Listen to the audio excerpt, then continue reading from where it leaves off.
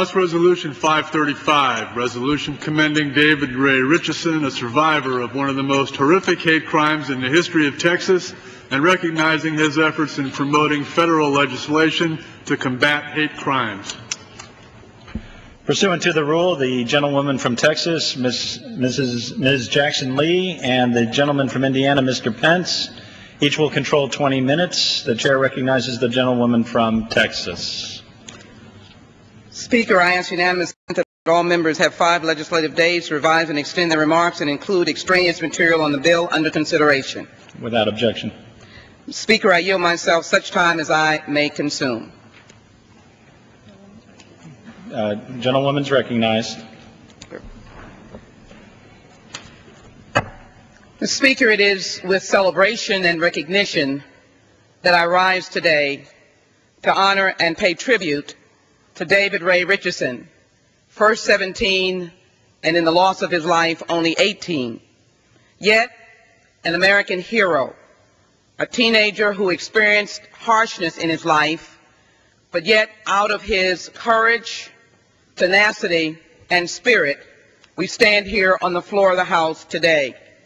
I rise in strong support of H.Res. 535, which honors the short life but big contributions of David Ray Ritcheson, a victim, as I said earlier, of a horrific hate crime, who became an exceptionally effective advocate for federal hate crimes legislation.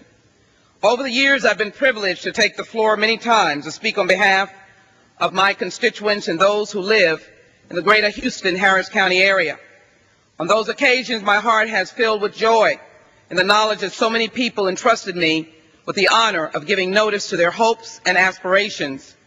But as I rise today, my heart is enormously heavy, for I have the sad duty of informing the House of the tragic death of David Ray Ritcheson, a Texas teenager, and as I've said earlier, experienced and was a victim of a horrible hate crime, only at the age of 17, who went on to become an effective advocate for federal hate crimes legislation. To his parents, to his attorney, Mr. Leon, and his parents, for their spirit, his wonderful family, his brothers and sisters, all who showed the great love and tenacity and courage to stand by David. I call them the Stand By David family. This tragedy should serve as a wake-up call to the nation of the need to redouble our efforts to prevent hate crimes by juveniles, which I believe is in the long run the best and most effective way of eliminating the scourge or hate-motivated crimes from our society.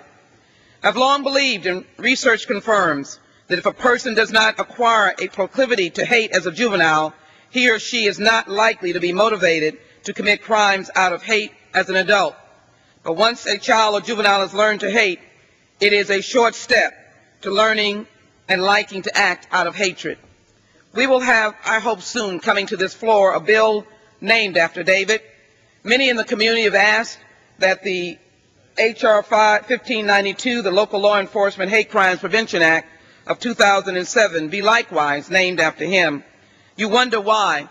It is because of the outstanding courage that this young man has shown. I remember meeting with him in the offices of his attorney, Carlos Leon, and his family members way back in 2006. He was in the midst of several of his surgeries that had to be implemented or had to be done in order to help cure him. Quiet, determined, smiling, generous in his time, we spoke about what he could do and how he could support legislation to turn things around. I believe that that courage exudes today on the floor of the House. A year ago last April, the people of Harris County and those in and around my congressional district saw just how easy and how dangerous it is for young people to commit a crime of hate. In a case that drew national attention, 16-year-old David Ray Ritcheson, a Mexican-American, was severely assaulted on April 23, 2006 by 2 youths while attending a party in the Houston suburb of Spring, Texas.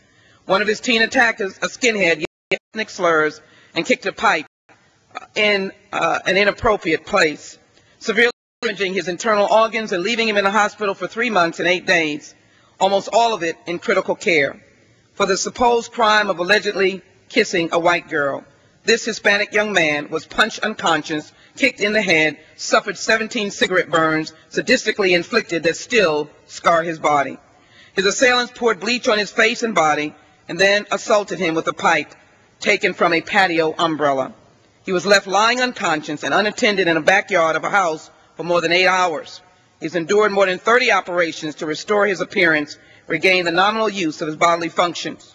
Might I say to you that he was the cause and the inspiration behind the passage of H.R. 1592. And I just want to share with my colleagues this young man's picture along with his attorney. He was a young man who came here with a business suit on because he meant business. We honor him today with a resolution that acknowledges his life. In addition, I will soon be introducing additional legislation intended to fulfill a big gap in current hate crimes prevention. We must do more to assist the victims of hate crimes and their families recover from their physical, emotional, and psychological wounds. My legislation will authorize programs to provide psychological, emotional support services and appropriate economic assistance to the victims of hate crimes and their families. The legislation will focus on 3 main areas: counseling, prevention, and economic support. Let me just say in closing, reserving my time at this time, is that I indicated that it is with a heavy heart that I stand on the floor today. It is certainly with great celebration that I acknowledge to the world and to America, the youth of America, in the name of David Ray Ritcheson, someone who in essence sacrificed his life so that America might be better. He sacrificed his life so that those of us who want to be able to preach love, opportunity, and equality, maybe sadly will have a message of joy out of his living, and that is that you can move hearts and minds, and that we can provide America with a better moral compass and legal system to prevent hate crimes in America. With that, I reserve the balance of my time. The chair